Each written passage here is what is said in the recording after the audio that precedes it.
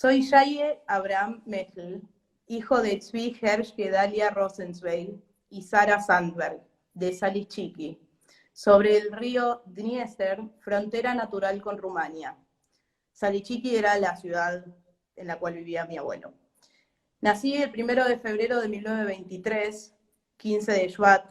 Esta es una fecha en hebreo, que es la fecha en el calendario hebreo de cuando él nació. Salichiki es una ciudad fronteriza con Rumania, frontera natural donde está el río Dniester. Salichiki era habitada por judíos en un porcentaje mayor, otros polacos, católicos y ucranianos ortodoxos cristianos. Era una ciudad de veraneo por sus playas con blancas arenas y un río de aguas limpias, y un manantial de agua que brotaba por las montañas que la rodeaban. En esta tarde de la invasión, el miedo se apoderó de todos, y no se veía a nadie en la calle. Eran los invasores soldados húngaros aliados de los alemanes. Lo supimos unos instantes más tarde. Detrás de los soldados venían los mandos superiores, que eran los SS, que se apoderaban de los edificios municipales y policiales. El Kreishauptmann, que era como el que tenía el cargo de intendente, mandó a llamar al representante de la comunidad judía. Le comunicó lo que tenía que hacer, cómo formar un Judenrat. Esta palabra, Judenrat, significa que agarraban a los representantes de la comunidad judía y eran los que después iban a tener que salir a decir que era las órdenes o lo que tenían que hacer. Formado por los judíos representativos, y empezaron las órdenes. Los judíos no podían caminar por la avenida principal ni cruzarla, debían mudarse, y las casas judías debían ser pintadas con un Maguen David con pintura azul sobre una pared blanca. Todos los hombres y mujeres y niños debían tener sobre el brazo un brazalete de tela blanca con un Maguen David azul. El Maguen David es la estrella de David, digo para quienes quizás decían como que es esto, es eso, la estrella de David. Empezaron a llamar para trabajos forzados. Yo fui a trabajar en una granja agrícola lejos de la ciudad, a unos 10 kilómetros. También fue conmigo mi hermana Mania, y mis padres se quedaron en el gueto. Los domingos por la tarde en la granja teníamos libre. Es cuando yo me escapaba atravesando campos para llevar algo de comida y para ver a mis padres. Así sucedió durante varias semanas. Esto es la hoja 1. Algo que quiero decir acá nada más. Muchos pensábamos, mismo yo, muchas veces vi en las películas y todo, que tenían el Maguen David amarillo sobre el brazo. Vieron como que había una cinta que se ponían sobre el brazo amarilla. Acá se ve que en la ciudad de mi abuelo era diferente. Y blanca con azul, como es hoy en día la bandera de Israel. Bien, ¿seguimos? Adelante. El día siguiente, la orden era que todos los judíos tenían que ir con escobas y baldes para limpiar el campo. Un hombre grande de unos 75 años encabezó a los que se presentaron. Mi padre fue seleccionado junto con otros hombres más jóvenes y robustos, y de apariencia fuertes. Lo llevaron a unos campos de trabajo pesado en la ciudad de Kamionka, donde los rusos empezaron a edificar ya en 1939 una línea ferroviaria que tenía que unir la ciudad de Lemberg con la ciudad de Kiev. El trato en este campo de concentración era totalmente inhumano. Cada uno tenía asignado 45 centímetros para dormir, y la comida de la mañana era agua tibia y 100 gramos de pan. Las otras comidas eran similares hasta que los últimos llegaban a recibir ese agua y pan, ya tenían que estar de vuelta para trabajar. Pero volvamos a lo que pasó con toda la gente que quedó en el campo, bueno, parece que una gente que quedó en el campo donde estaban antes, que fueron alojados dentro del edificio. Los que quedaban en la ciudad nunca supieron qué pasó con esta gente, tanto que anduvieron buscando rastros todo el tiempo de qué había pasado con los judíos en la ciudad de Salichiki, y nunca fueron hallados. Mi madre no fue a estos campos, salió a la calle para buscar agua, y en eso pasó un alemán de la SS que la golpeó y ella cayó. La volvió a patear estando en el suelo, y en alemán le gritó: corré para el campo este. Mi madre, muy asustada, se incorporó y empezó a caminar en dirección a ese campo, Por el camino la encontró un polaco conocido y le preguntó dónde va. Ella respondió contando lo sucedido y el polaco le dijo que vuelva inmediatamente a su casa. Él ya sabía lo que pasaba en los campos. Esta gente fue llevada en tandas hasta las fosas cavadas y con armas con silenciadores los mataban y eran arrojados a las fosas que en el año 1945 se descubrieron y los sobrevivientes reconocieron las vestimentas de los que estaban desaparecidos. Ahí va la hoja 2. Hasta ese momento, la madre de mi abuelo, digamos mi bisabuela, se salva por esto, ¿no? Por este polaco. Esto pasaba un montón, que de repente alguna persona ayudaba y decía no, por acá no, y estas cosas, y se salvaban. Sí. ¿Seguimos? Alguien Yo dice seguía por ahí, trabajando. Ah, sí, es muy loco porque las ciudades y todo se fueron después redistribuyendo y qué sé yo, y la verdad que ya no sé bien de dónde vengo, pero ponele. De por ahí. De por ahí. Yo seguía trabajando en la granja. Mi hermana volvió con mi madre y mi hermana tenía una amiga que tenía un cuñado que era un miembro del Judenrat, de este consejo, y le aconsejó a mi hermana que vaya a Kamionka, donde estaba el campo de concentración donde estaba mi papá, trayendo un presente al comandante del campo para así convencer al nazi de que libere a mi papá, puesto que ya tenía 60 años de edad. El presente consistía en unos dólares, que no sé de dónde sacaron en ese momento los dólares, pero bueno. Mi padre fue liberado por buena conducta y avanzada edad y volvió con mi hermana a Salichiki, que era la ciudad de donde ellos eran. Sí. Perdón, campos llevados por URRS, dijiste, pregunta alguien. Por los alemanes siempre, creo. Hasta acá. Ah, ok. Bien. Como la ciudad, después van a aparecer los rusos igual, pero todavía no llegamos. Como la ciudad era frontera con Rumania, los SS decidieron que los judíos no podían vivir ahí. Les asignaron la ciudad de Toust. 2 semanas más tarde me mandaron con otro muchacho a arriar vacas a Toust, que se ve que era otra ciudad, donde ya estaban mis padres y mi hermana. Una vez entregado el ganado, fui a buscar y encontré la casa donde estaban admitidos mis padres. Pocas semanas más estuvimos en la granja trabajando. Nuestros últimos trabajos eran en los viñedos de un ex terrateniente. Allí se doblaban las parras y las cubríamos con paja y tierra para resguardarlas del invierno frío. Cuando terminábamos estos trabajos, nos reunió el alemán, un hombre mayor, y nos dio explicaciones que no podíamos permanecer allí en el trabajo, porque los SS los SS siempre los nazis de mayor rango, ¿no? Lo mandan y lo que él hace es contra su voluntad. Él nos dio un poco de maíz y unas papas, lo que pude llevar, y nos volvimos a Toust, que era donde estaban sus padres y todo. Éramos pocos muchachos que habíamos quedado en este trabajo. Aunque no quedaba espacio en la casa donde estaban mis padres, me admitieron en esta casa. ¿Consultas? No. Había escasez de alimentos. La casa de esta gente quedaba en la orilla del gueto. Era la última casa pintada con el Maguen David, esa estrella. En el poco tiempo que estuve, pudimos hacer junto con los 2 hermanos en el sótano un búnker para todos. Nos demoró varias semanas de trabajo nocturno, porque la tierra excavada teníamos que tirarla en lugares no sospechados, pero lo logramos y era bastante seguro. Un señor hizo amistad con algunos campesinos que consiguieron harina, y así con eso pudimos hacer pan para aplacar la hambruna que reinaba en la ciudad, y en especial en el gueto, y ayudar a mucha gente necesitada. Esto duró un tiempo no muy prolongado. Alguien denunció a la policía y alemanes y uniformados, cómplices ucranianos, cayeron sobre la casa y encontraron todo el pan recién horneado. Nos sorprendieron a todos en la casa. Los golpes y las patadas que recibimos eran horrorosos.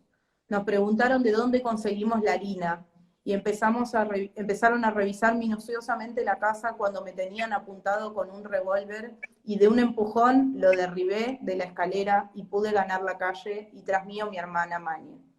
Nos refugiamos en una casa vecina. Al dueño de la casa lo llevó la policía ucraniana y a su hija de 17 años también.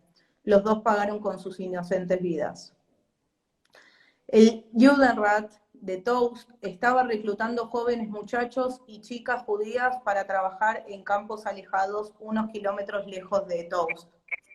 Yo y mi hermana nos presentamos como voluntarios. Caminamos hasta el destino, que era de nombre Royanovka.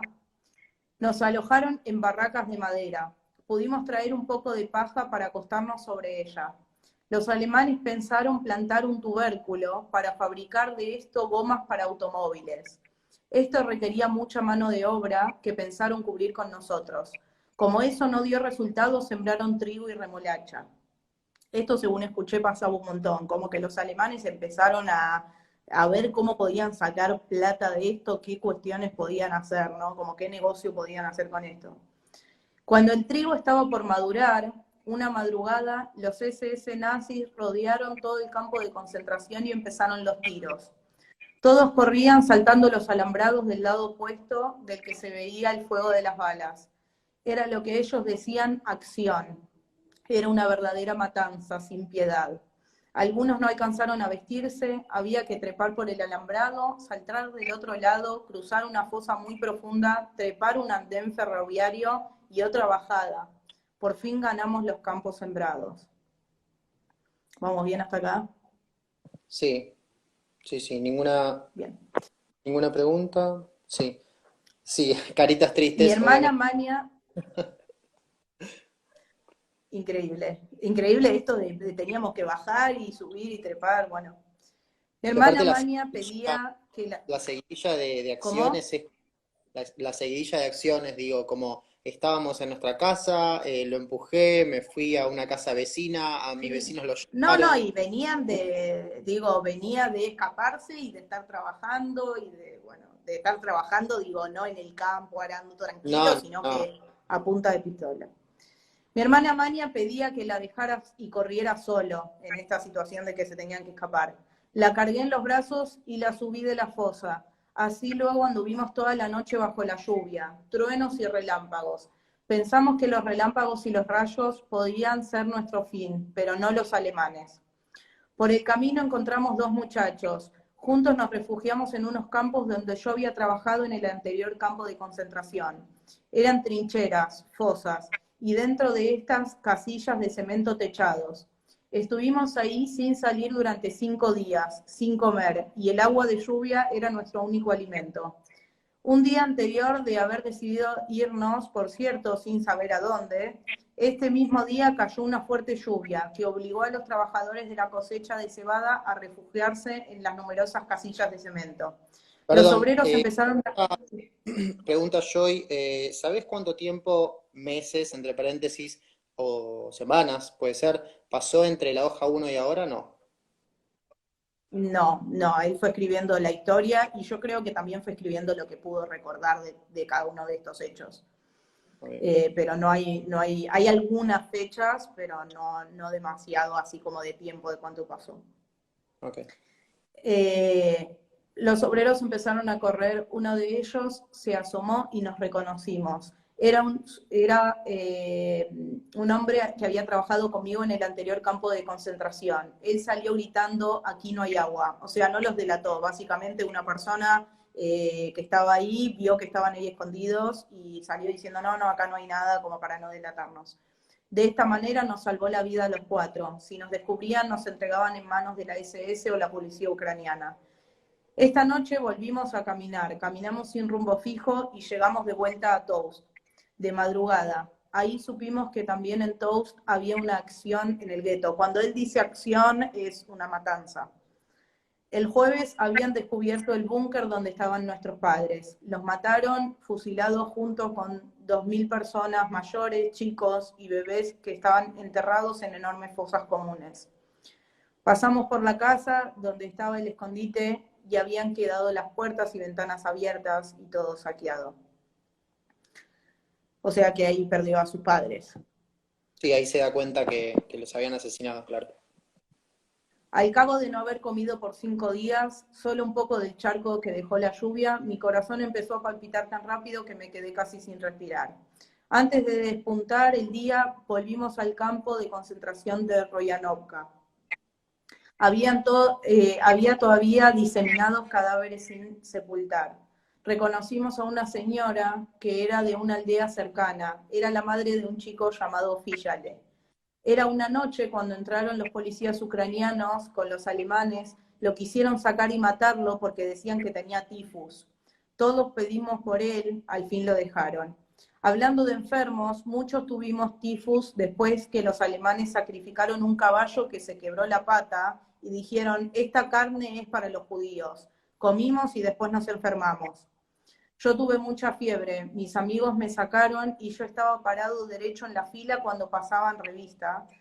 Si uno estaba enfermo, lo fusilaban. El peligro de otras acciones de matanza nunca disminuía. La nieve era muy alta, llegaba a más de 1 metro, y yo con mi hermana todas las noches escapábamos de un campo de concentración y nos íbamos muy lejos cerca de una parva y allá nos acostábamos en la nieve. Hacíamos un pozo y pasábamos todas las noches. Mis pantalones eran de lino y tenían muchos agujeros, sin embargo no me resfrié en los 3 años y medio y nunca me dolió nada, ni la garganta, ni la cabeza, ni los pies, que anduve por mucho tiempo sin zapatos y tenía atados los pies un trozo de arpillera sucia, atado con un pedazo de piolín y un pedazo de alambre y no me lo sacaba nunca. Un día observamos que todos se mueven de una manera rara y nos dimos cuenta que están en retirada, pues habían llegado carros con soldados para hacerse de provisiones para los caballos, y no me llamaron para ayudarlos. Uno me dijo, esto caput, y yo no contesté.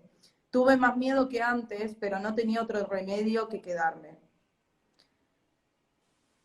¿Bien? Vamos bien, Al sí, día sí. siguiente llegaron al campo otros personajes vestidos de negro, gorros de piel y sobre los gorros escudos de calaveras. Uno montado a caballo, eran 5. Se escuchó un comando en ruso, Okruyai, quiere decir rodear la barraca. Yo estuve metido dentro de la barraca y me sacaron afuera y me dicen en ruso, Davai chasi, dame el reloj. Levanté los brazos y le digo, ¿cómo estoy? ¿Dónde puedo tener un reloj? Subió a su caballo y se acercó al establo donde ató un novillo al carro y se escaparon. Al ver esto nos quedamos unos 20 en total, decidimos marcharnos a Toust donde podría haber más gente, pero no habría más seguridad. El peligro era también estar en el camino de Toust. Para poder llegar eran unos kilómetros y después cruzar el camino principal donde estaba la policía ucraniana, que cuando pasamos el alambrado nos encontramos con conocidos que sobrevivieron a las acciones ejecutadas por la SS.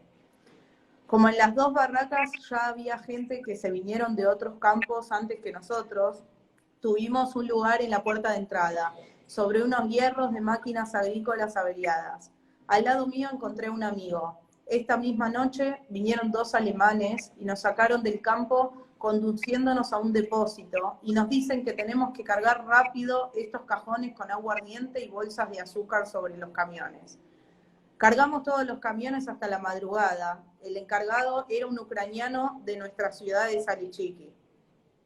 Él nos reconoció, era un vecino de mi amigo, y nos dijo, yo no hice mal a nadie, no me van a acusar, ¿no? Porque, digo, para ese entonces como que ya vinieron los rusos, entonces que era un nazi le dijo, che, no me acusen, como guarda ahí.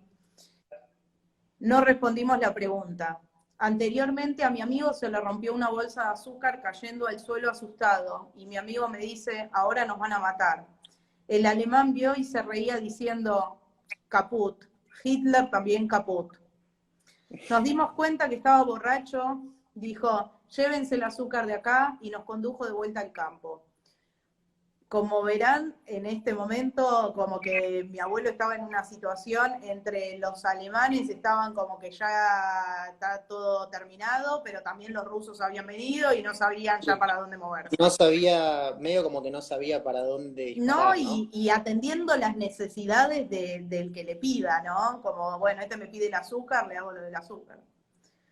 Por los caminos vimos carros tirados por caballos y camiones. Supimos con seguridad que estaban batiéndose en retirada.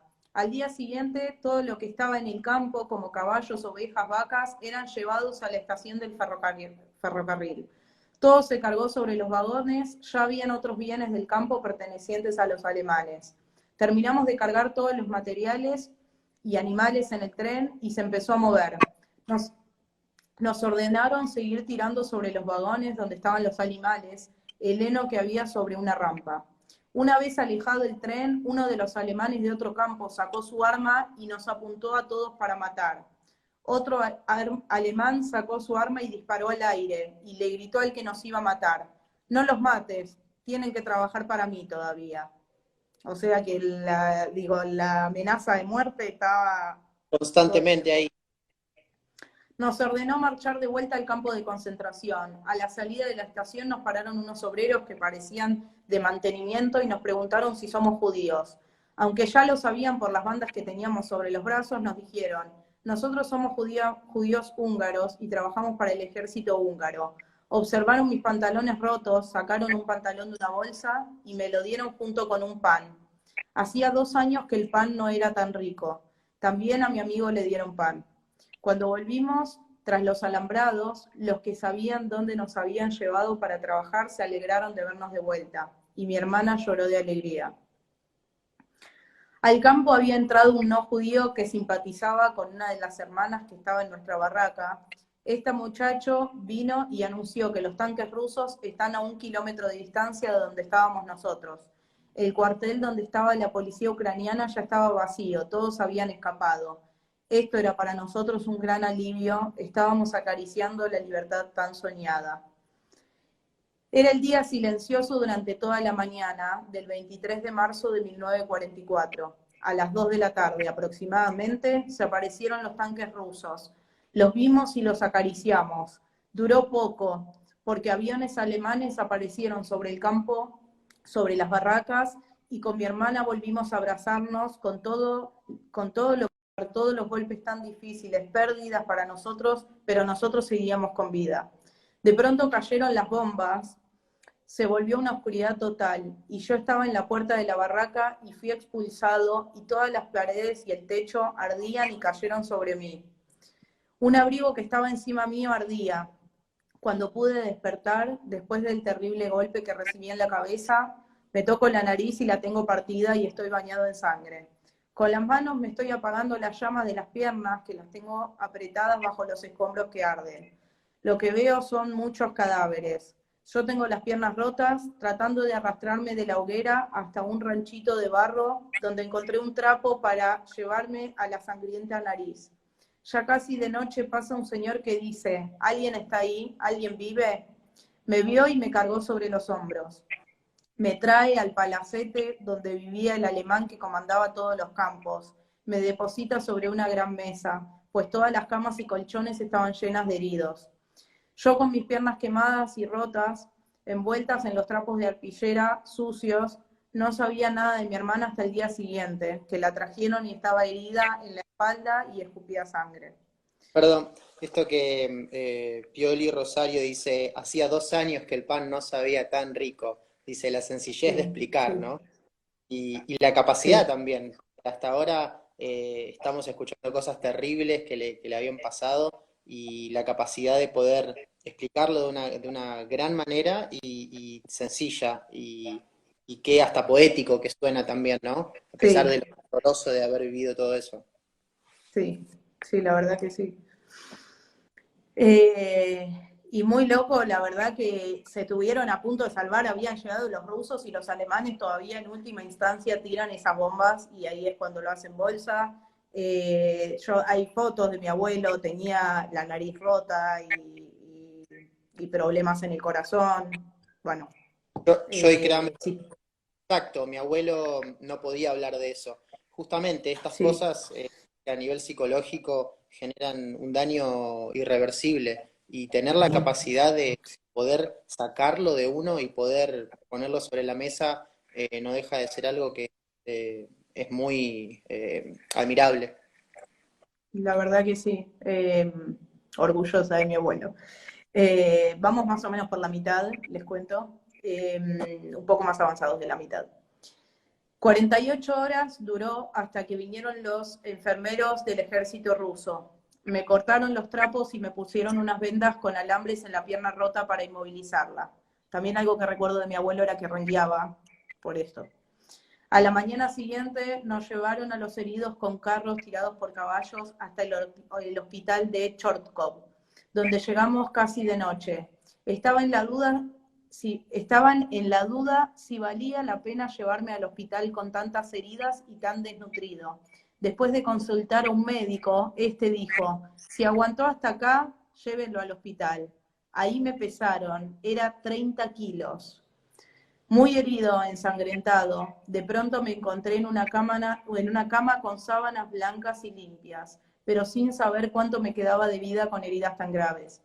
Después de 6 meses pude abandonar el hospital de Chortkov, con heridas aún abiertas en una pierna y la otra enyesada, con muletas, fui a la casa de una amiga de mi hermana en Chortkov. Yo salía a veces apoyado sobre las muletas hasta el cercano puente. Una tarde encontré 2 chicas, una era pelirroja, me puse muy contento de volver a verla, puesto que era de nuestro campo de concentración en Rosanovka. Me contó que también vivía su hermanito, un chico de 12 años. Junto con ella había una chica chiquita, rubia, con 2 trencitas, muy delgadita. No sé, pero la miré como que ya la hubiera visto otras veces. Me quedé pensando dónde la había visto, pero el destino nos tenía planes para unirnos después. En el año 1945, en mayo, terminó la rendición de los nazis y salió una nueva Polonia. Estos repatriaron a los ciudadanos polacos y cambiaron sus fronteras del otro lado del río. Nosotros, mi hermana y yo, y otra gente, judíos sobrevivientes de diversas ciudades, personas solas, sin nadie en el mundo, nos embarcamos en vagones de carga. Este transporte fue a la ciudad de Boiten, ahora Vitorn. Después pueden buscar estas ciudades. Después de varios días de viaje llegamos a destino, una ciudad bombardeada, grandes edificios por la mitad y nos alojamos nosotros en un tercer piso en la parte menos destruida. Aquí pensamos cómo comunicarnos con nuestra hermana en Argentina. Mi hermana Mania estaba con un hombre que la cortejaba, al poco tiempo se casaron. Recién acá en Vitorn pude dejar las muletas y empecé a caminar sin apoyo y a poder subir escaleras. Mi hermana Mania escribió y no tardó en llegar una carta a nuestra dirección. Recibimos la carta diciendo que nos quedemos en esa ciudad y mi hermana con mi cuñado de Argentina nos mandaron llamadas para viajar a la República de Uruguay, ya que la Argentina no otorgaba entradas para familiares de religión judía. No menor, ¿no? Teníamos que viajar a Francia para recibir una visa para Uruguay, pues en Polonia no había consulado uruguayo. Nosotros fuimos los primeros en viajar a un lugar más seguro. Se respiraba entonces en Polonia un clima conflictivo por las elecciones. Tuvimos que pasar por una revisación médica militar, pues con mi edad era obligatorio el servicio militar como ciudadano polaco. Y aún absuelto de la obligación de hacer el servicio militar, tuve infinidad de dificultades hasta conseguir el pasaporte, a pesar de demostrar todas las heridas causadas en el campo de concentración y aún no curadas. Después de todas las dificultades y vaivenes, obtuvimos el pasaporte, mi hermana y mi cuñado. Pudimos salir de Polonia por Checoslovaquia a Francia, y nos esperaba el consulado uruguayo que nos darían la tan anhelada visa.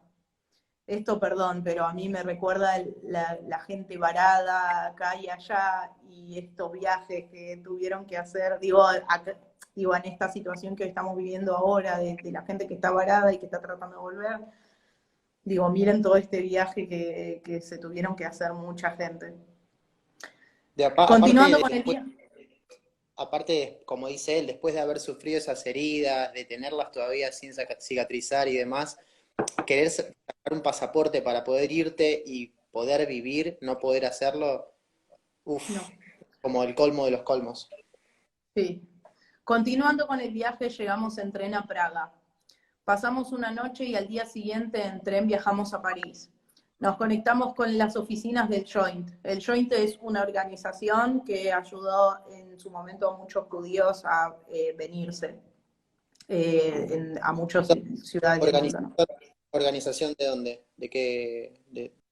No sé bien de dónde es, si alguien sabe acá abajo, digo, no sé dónde nace el Joint, pero sí sé que es una organización que ayudó mucho a esto, ¿no? A poder sacar de ahí a judíos que querían irse a otros lugares del mundo. Nos alojaron en un hotel donde estuvimos una semana y luego viajamos donde estaba el consulado uruguayo. Aquí también bajo el auspicio del Joint, esta organización, y sus valiosas ayudas pudimos cumplir con todos los requerimientos para las visas y pasaportes. En el interín, mi sobrina se adelantó y nació el 9 de julio en Francia, una muy linda nena, se ve que la hermana había quedado embarazada ahí en la mitad, que llevó el nombre de mi mamá, Sara. Fue para todos nosotros una inmensa alegría después de tan espantoso sufrimiento, viéndonos en cada instante enfrentados con la muerte, al fin recuperamos algo a favor de la vida. Unas semanas después nos tuvimos que separar. Yo no pude viajar en el mismo barco con mi hermana, mi cuñada y mi sobrina, de la que más me costó separarme. Tuve que viajar a Marsella para embarcarme en un barco. Me tocó viajar en la clase turista, que fue muy confortable. Compartí con un suizo la cabina y pude hablar con él ya que hablaba alemán. Mi abuelo hablaba en yiddish, entonces alemán y yiddish, como hablamos, Sí, son muy similares. similares. Sí. El comedor era sobre la cubierta, la comida era muy buena, es de imaginar, después de tanta hambruna, ver flautas blancas que brillaban como el sol y pudimos darnos el gusto después de mucho tiempo de volverlo a ver. Sobre la cubierta me encontré con 2 chicas y 2 señoras grandes que viajaban en la bodega habilitada como dormitorio, bastante incómodos. En el barco viajaban 1000 personas o mucho más. Viajábamos a Brasil. Muchos eran judíos que viajaban a Buenos Aires para encontrarse con maridos y padres respectivamente. Mis compañeros de mesa, una pareja mayor de franceses, durante el trayecto se sentían mal cuando el barco se movía, por lo tanto permanecían mucho tiempo acostados en los dormitorios. Los barcos de esa época, digo, me imagino que no serán los cruceros que hay hoy en día. No, y aparte, me imagino que para él, después de todo esto, contar esto, digamos, que esté contando esto, es como, yo me imagino el lujo, estaba, Sí, no sí, podía, sí.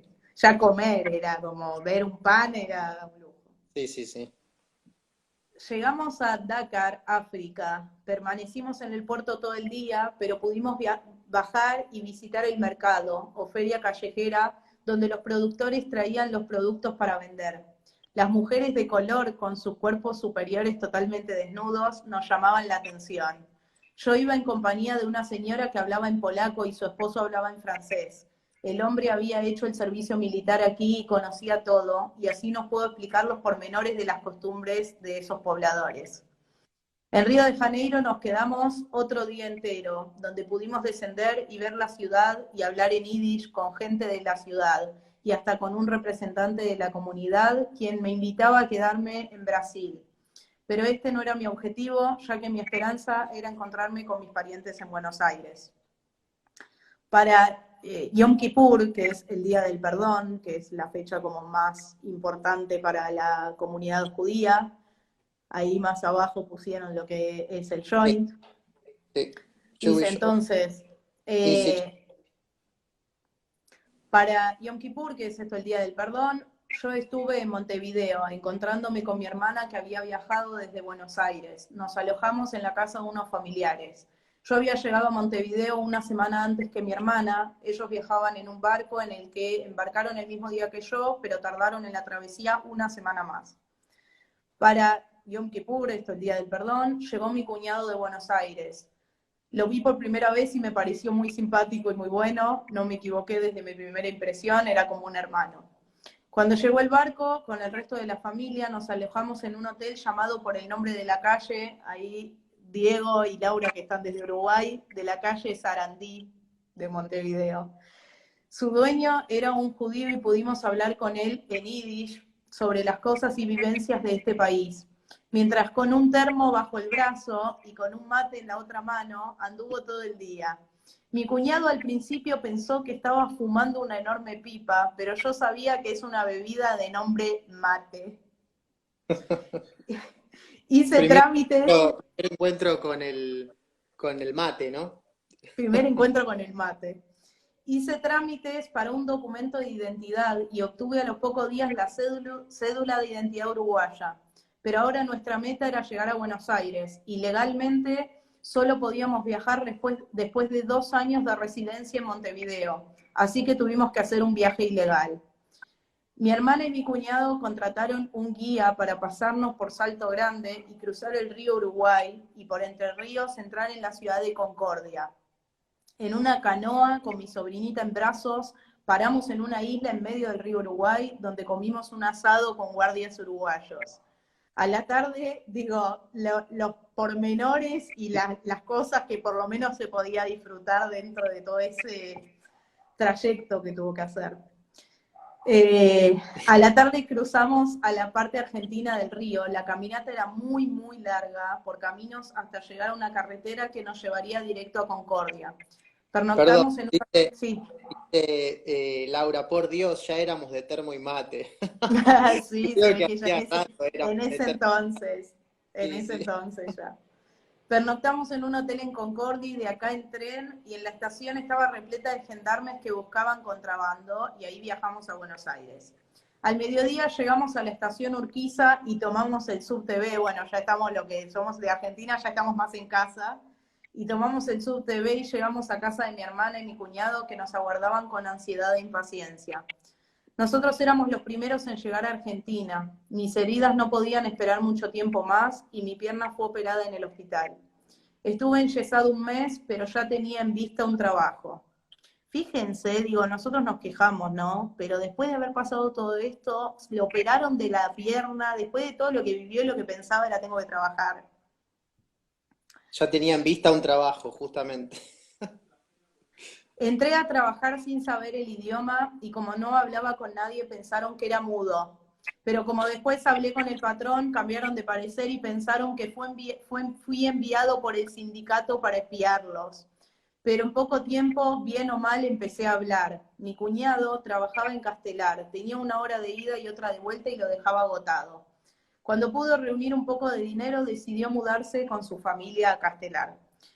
Un día, en la casa de Castelar, mi cuñado tuvo noticias que había venido una chica de Chortkov, de una casa donde él vivía. Vino a la casa de su tío. Un domingo, en la casa de Castelar, nos encontramos ella y yo. Voy a tratar de no emocionarme. Era Sarita. Era la misma la que yo había visto en Chortkov, cerca del puente, junto a la pelirroja. Pero ya no tenía las trenzas rubias, era más grande. El destino nos volvió a presentar, debía ser para siempre. De ahí en más empezamos a salir juntos todos los ratos libres que yo disponía después del trabajo. Yo encontré, por suerte, la persona que pudo escuchar mi pasado inmediato como viceversa. Tengo que hacer una pausa.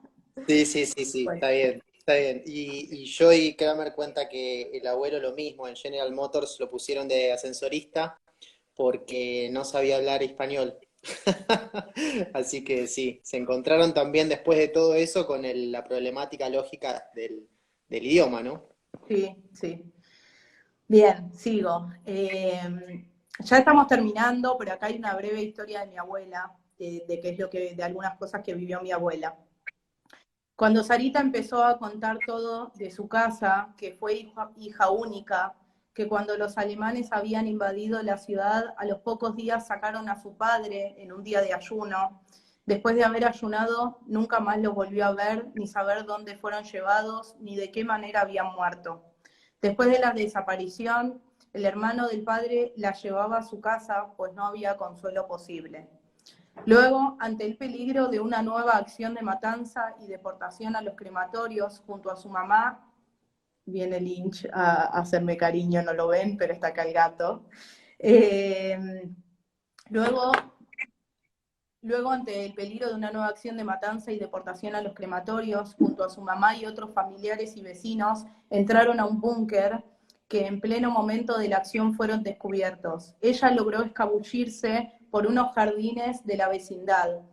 Está por caer la noche y corre por las calles. Desde una ventana del edificio alto, un alemán la ve corriendo y le pregunta, ¿a dónde vas? Sin rumbo, responde. Sin rumbo debió haber sido la respuesta, pero el alemán le dijo correr rápido. Subió al entretecho de un establo por una escalera y había ruido de ratas, así que resolvió bajar y corrió de vuelta a la casa donde las puertas y las ventanas estaban abiertas de par en par y le dio un miedo aterrador. Enfrente de su casa había una casa de barro por la que había que entrar agachado en la oscuridad y escuchó unos susurros que venían del sótano. Soy Sarita de la casa de enfrente. Se abrió una abertura en un escondite y con una señora y varios chicos pasaron toda la noche ahí apretujados. Al día siguiente decidió ir por un camino y se encontró con sus tíos que estaban esperando para ser enviados al campo de concentración de Auschwitz. En esos momentos reclutaban gente para llevar a los campos de concentración y la SS recolectaba a la gente de la casa de los judíos junto con todas las pertenencias y muebles. Ella tenía 14 años y estaba sola. Decidió quedarse escondida por un tiempo junto con otros que fueron matados a tiros. Llevada al campo de concentración, su trabajo consistía en recolectar y lavar la ropa. La llevaron en camiones, el miedo y la desconfianza la invadía. Era otro campo de concentración al lado de una fábrica de cigarrillos. En la misma madrugada empezó la acción de muerte con tiros y ella, asustada, corrió al alambrado de púas. Trepando se quedó enganchada. Esta parte ya es como que decís acá, eso es una película. Trepando se quedó enganchada, clavándose en el alambre una de sus piernas y no pudiendo desengancharse, gritó. Y un hombre que ya estaba del otro lado del alambrado volvió y cuando la había desenganchado, vio como una bala alcanzó a este hombre que cayó muerto. No sé si se entendió bien, o sea, ella se quedó enganchada en un alambre de púas, un señor que ya había salido, volvió para desengancharla y lo mataron de un tiro al hombre. Es de imaginar el trauma que esto le produjo. Empezó a correr y como el trigo estaba alto, se internó lo más que pudo, corriendo casi por el suelo agazapada por el trigo, cuando comenzó a caer una lluvia torrencial que duró toda la noche. A la mañana pasaron dos muchachos de una aldea vecina y ella, con un susto indescriptible, la vieron en medio de un charco de sangre por la herida del alambre de púa en su pierna y optaron por irse sin hablar. Sabía que no podía quedarse mucho más en ese lugar y empezó a caminar encontrando una chica que estaba con una vaca pastando. La chica la condujo hasta un bosque y le mostró un camino para cruzar del otro lado, donde se encontraría con el campo de prisioneros judíos de Rosohok. Fue hasta Toust, ahí la ciudad donde también estuvo él, digo mi abuelo, donde se quedó hasta la retirada de los alemanes que bombardearon todo el campo de concentración y por un milagro se salvó.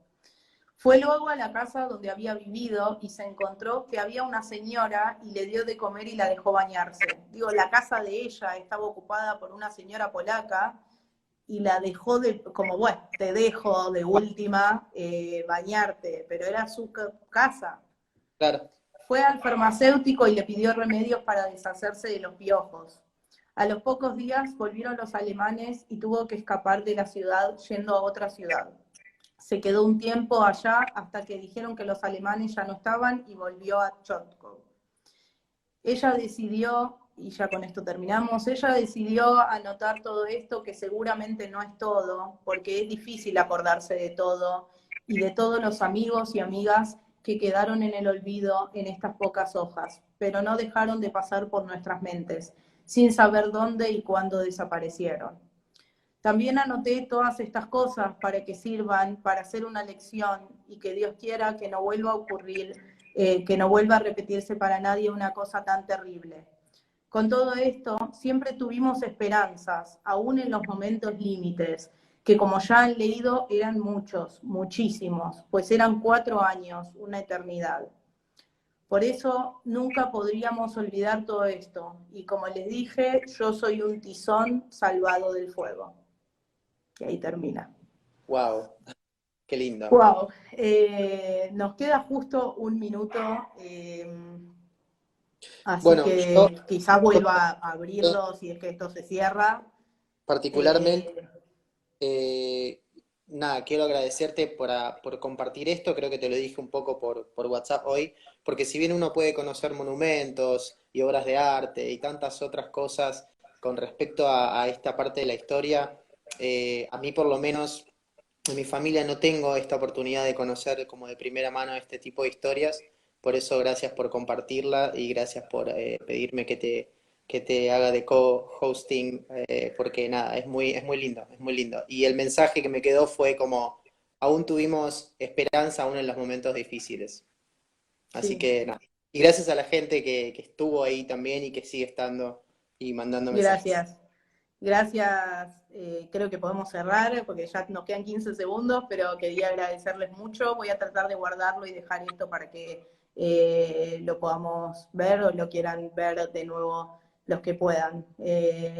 Los quiero mucho, muchas gracias Pablo por estar ahí y por acompañarme. A Gracias. ustedes.